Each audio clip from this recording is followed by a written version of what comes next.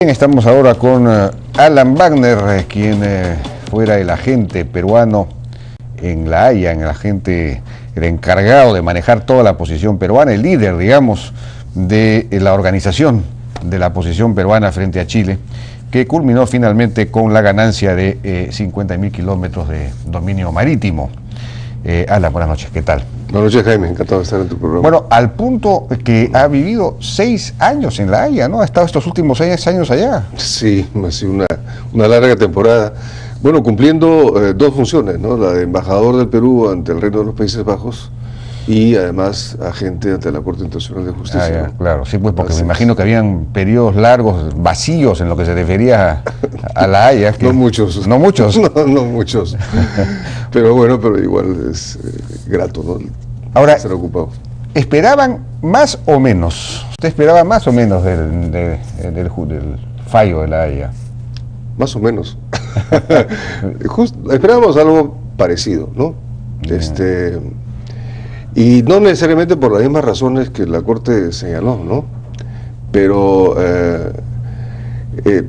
cuando concluyó la fase oral, en diciembre del 2012, todos los miembros del equipo, incluyendo nuestros abogados extranjeros que tienen gran experiencia de litigar ante la Corte, llegamos a la conclusión de que el punto central de la controversia, que era la inexistencia de un límite marítimo fijado por tratado hasta las 200 millas, que Chile sostenía que era la Declaración de Santiago de 1952, Chile no lo había podido probar. Y funcionó muy bien la estrategia que tuvimos en la fase oral, que fue trasladarle la carga de la prueba a Chile, ¿no? Ya nosotros, en nuestros alegatos escritos, habíamos demostrado cómo es que la Declaración de Santiago del 52 no era el tal tratado que pretendía Chile sobre el límite marítimo. Pero eso fue muy importante porque, como decía, esta era la esencia de la controversia. Si la Corte hubiera encontrado que la Declaración de Santiago, en efecto, como Chile sostenía, había establecido el límite marítimo hasta las 200 millas, las peticiones peruanas quedaban automáticamente descartadas. En la medida en que la Corte señalara que no se había establecido un límite marítimo, ¿no? Por la Declaración de Santiago del 52, entonces la Corte iba a entrar a delimitar en el espacio de superposición, que era una de nuestras demandas, que la Corte delimite el espacio de superposición de nuestros derechos y los derechos chilenos.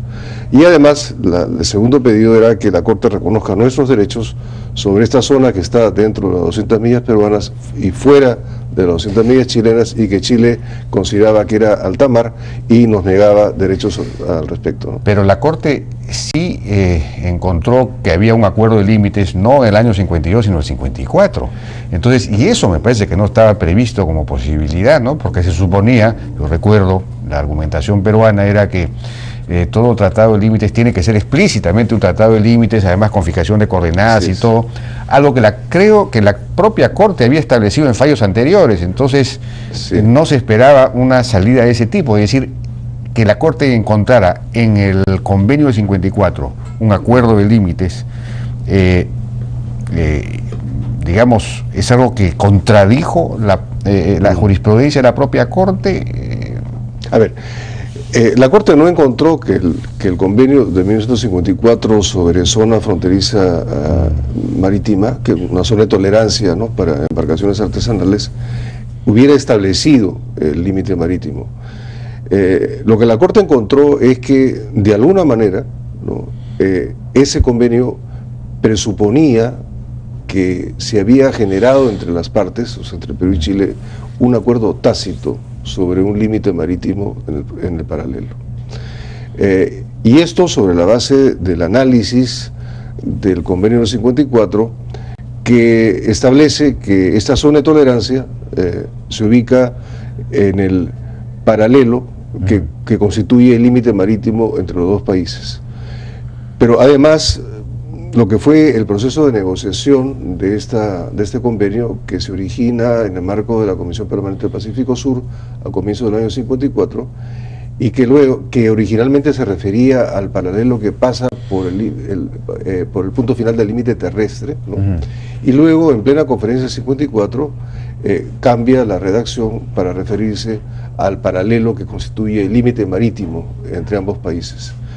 De manera pues que esa es la razón por la cual la Corte considera que se había generado un acuerdo tácito, ¿no?, entre los países sobre la existencia de un límite en el paralelo, que se ve reforzado por el acuerdo de 1968 y 1969, por el que se establecieron unos faros de enfilamiento, ¿no?, que originalmente también tenían la finalidad de orientar a los pescadores artesanales sobre el punto final de la frontera terrestre, y que luego, en el curso de las negociaciones, terminaron materializando, ¿no?, el paralelo del límite marítimo que pasa por el hito número 1, ¿no?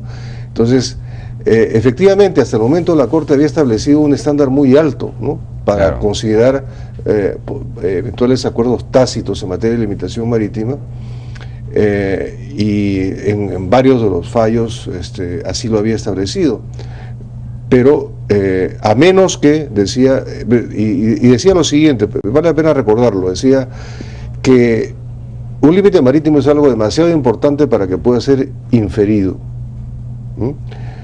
a menos que existan razones poderosas que indiquen que hay un acuerdo tácito. Y la Corte consideró en su análisis... Eso lo había dicho en ocasiones anteriores. Sí, claro, en el fallo de Honduras-Nicaragua y otros más, ¿no?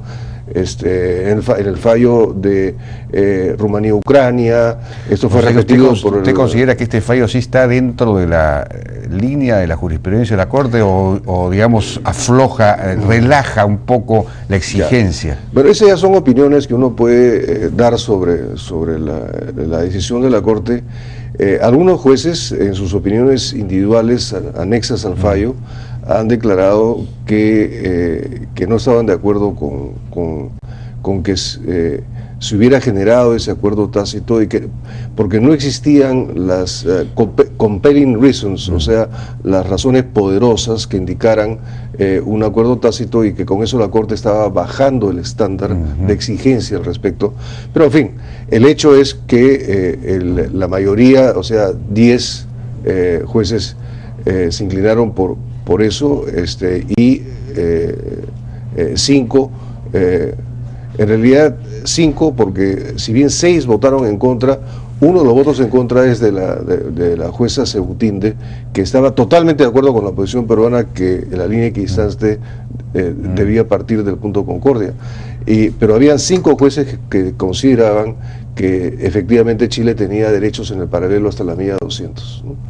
O sea que ha sido un fallo muy discutido, muy trabajado entre los jueces. ¿Puede haber habido alguna clase de, digamos, de juego, de presión geopolítica en los jueces en favor de Chile, o alguna clase de presión de algún otro tipo? No, en absoluto, porque fíjate, los jueces que estuvieron acompañando la posición chilena, por lo que uno puede ver por sus opiniones, ¿no?, anexas al fallo, fueron el juez Tomka, el presidente de la Corte, que es un señor de Eslovenia, no tiene ninguna vinculación, el juez italiano, Gaia, que es un profesor, ¿no?, de Derecho Internacional, luego el juez egipcio, ¿no?, que acaba de ser elegido hace pocos meses, y luego la jueza china, que es una persona pues muy competente, fue jefa de la asesoría jurídica de la Cancillería de la Federación Rusa, de China, de manera que no son deliberaciones de los jueces fallan el derecho, pero toman en cuenta los alegatos de las partes, tanto los escritos como luego los orales, pero los jueces hacen su propia interpretación de los instrumentos que son materia, ¿no?, de la controversia, y de lo que ha sido la práctica de los estados en función de eso. Y así deciden. En algunos casos hay decisiones por unanimidad. Por ejemplo, el fallo, pues que se ha comentado mucho en los medios por las dificultades que ha causado sobre Nicaragua-Colombia, ¿no?, fue adoptado por unanimidad, ¿no?, incluyendo los jueces ad hoc, ¿no?, designados por 2 países. Aquí vemos que hubo una opinión dividida. Pero es muy interesante. Bueno, el hecho es que el fallo es absolutamente legítimo, es ajustado a derecho, en función de lo que es la interpretación de la Corte sobre los derechos que estaban siendo digamos, disputados por las partes. No es un fallo salomónico en el sentido de que le ha dado a uno un poquito y a otro poquito para que todo el mundo esté contento, no es así. Bueno, finalmente... Pero se justifica la, digamos, si se reconoce la existencia, pero es que la frase del convenio del 54 pues es inequívoca, ¿no? Yo no sé cómo así, digamos, nosotros minimizamos su impacto, ¿no? Nosotros esto de que constituye el límite marítimo entre los dos países es una frase pues muy fuerte. Nosotros sabíamos que esa era una de las vulnerabilidades importantes que teníamos. Y entonces lo que hicimos fue, y que la otra vulnerabilidad eran los acuerdos de los faros de enfilamiento 68-69. Entonces lo que hicimos en nuestros alegatos fue administrar el daño, ¿no? Entonces lo que dijimos fue, en el caso del convenio 54, que tal como lo señala el propio convenio, está dirigido a establecer esta zona de tolerancia para embarcaciones de escaso porte tripuladas por gentes de mar sin conocimientos de náutica y sin instrumentos, es decir, embarcaciones artesanales muy elementales que habían en los años 50. Entonces dijimos, bueno, esas embarcaciones no tenían capacidad de navegar más allá de 15, 20, 25 millas de la costa, ¿no? Porque era una manera de decir que el famoso paralelo pues no llegaba hasta las 200 millas. Y luego, en el caso de los faros de enfilamiento, que las luces no podían ser vistas a más de 15 millas de la costa, ¿no? Entonces, esa fue la manera que tuvimos que manejar esos temas. Lo que nosotros estimamos era que la Corte podía considerar el convenio del 54 como lo que se llama una circunstancia relevante, ¿no? Y desde ese punto de vista, a la hora de establecer el límite en la zona de superposición, reconocerle a Chile, ¿no?, una cierta longitud de paralelo, ¿no? Ahora, la Corte habla de que habían actividades pesqueras hasta la milla 60, sin embargo le da 20 millas más adicionales. ¿Por qué? Lo que dice es que podían llegar hasta como máximo la milla 80, ¿no? Bueno, yo leí que se refería a... pero dice que es hasta un máximo de la 1080. Mira, la verdad es que ese fue criterio, ¿no? Y por otro lado también hace una consideración, por ejemplo, de que las embarcaciones que salían de hilo, ¿no?, por la conformación de la costa peruana, ¿no?, que va en este sentido. Entonces, a la hora de dirigirse hacia el sur, ¿no?, hacia el suroeste, entonces atravesaban el mar a la altura más o menos de la milla 80, ¿no? Entonces, la Corte ha tenido consideraciones, pero basadas en estadísticas de pesca de la época, y el raciocinio de la Corte fue el siguiente: si las partes, ¿no?, derivaron un concepto de límite marítimo tácito, ¿no?, era para dividir las jurisdicciones pesqueras entre los dos países, ¿no? Entonces la pregunta es, bueno, ¿hasta dónde llegaba ese límite tácito, ¿no? Entonces por eso se fueron a ver cuál era la pesca en la época, ¿no? Entonces hay una lógica en el fallo. Bueno, vamos a entrar al tema del famoso hito 1 como el punto a partir del cual se traza el paralelo. Bueno, tenemos que ir a otra pausa y regresamos.